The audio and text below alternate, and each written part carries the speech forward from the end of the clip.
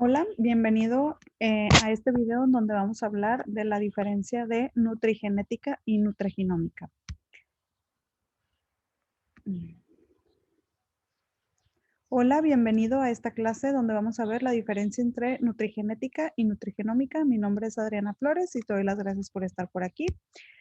Y primero entender que estas dos ciencias están bajo la genómica nutricional y la genómica nutricional lo que hace es estudiar la relación del genoma humano, la nutrición y la salud. Y entonces se desprenden estas dos ciencias que es la nutrigenómica y la nutrigenética. Entonces, pues por el nombre podemos deducir, digamos, por de alguna forma, que ambas tienen que ver algo con los genes y que ambas tienen que ver algo con la nutrición.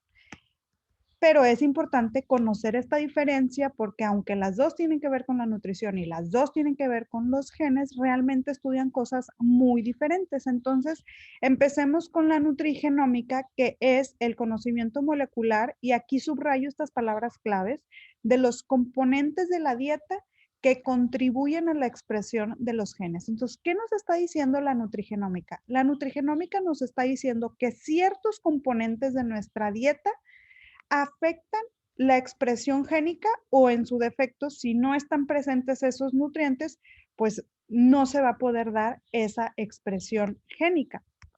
Entonces, por ejemplo, algunos de los nutrientes que entran dentro de esta función en donde ellos, estos componentes de la dieta, como la vitamina D, el omega 3, la vitamina A, compuestos bioactivos, como algunos polifenoles, los ácidos grasos de cadena corta, estos forman parte de esta maquinaria que ahorita pues está, o sea, se representa en esta forma azul, pero recordemos que esta maquinaria de expresión génica pues es todo un conjunto de moléculas en donde se inicia la transcripción de los genes. Entonces, si no está presente alguno de estos nutrimentos, pues ciertos genes simplemente no van a poder transcribirse y por lo tanto la proteína que se busca generar con ese gen, pues no va a funcionar. ¿Ok?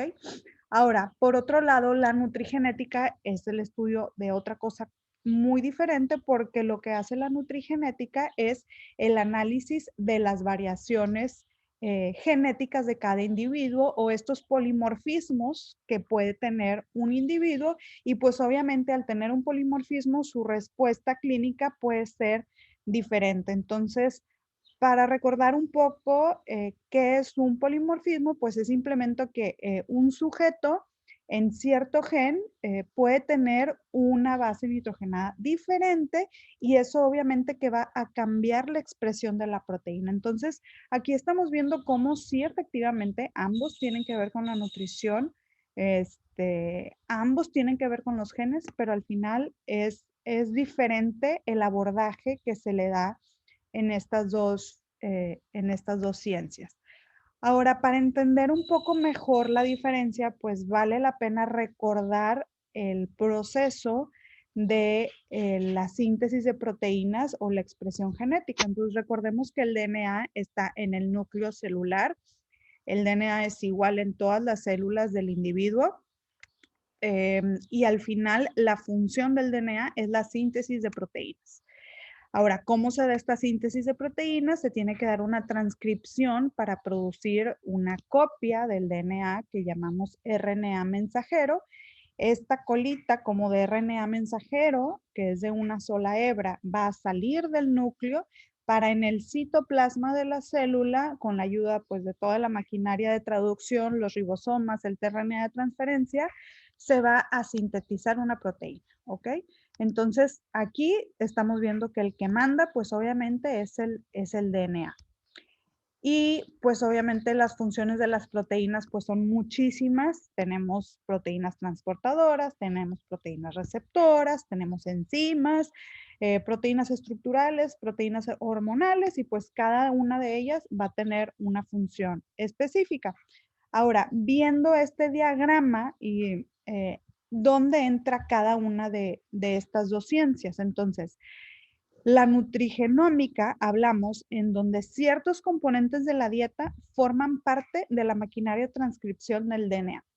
O sea, ¿esto qué quiere decir? Que si yo no tengo, eh, por ejemplo, ácidos grasos de cadena corta que se ocupan para la transcripción de un cierto gen, simplemente no voy a tener esa proteína porque no tengo los nutrientes necesarios para formar esa máquina de transcripción y este proceso no se va a dar y pues por lo tanto tampoco se va a dar la síntesis de la proteína que estamos buscando. Acuérdense que ahorita es solamente un repaso conceptual, después veremos ciertos ejemplos como en el caso de los ácidos grasos omega 3, en donde una de sus funciones es el sintetizar proteínas eh, antiinflamatorias, pero pues esto no lo puede hacer si no está presente el ácido graso omega 3 que pueda iniciar este proceso. Y por otro lado está la nutrigenética, en donde las variaciones genéticas pues también van a afectar la síntesis de la proteína. ¿Por qué? Porque pues si este DNA en el gen tiene algún cambio, algún polimorfismo, pues obviamente se lo va a pasar al RNA mensajero, también va a venir con este polimorfismo y entonces en la traducción también se va a dar una proteína, por así decirlo, que funciona al 50, 70%.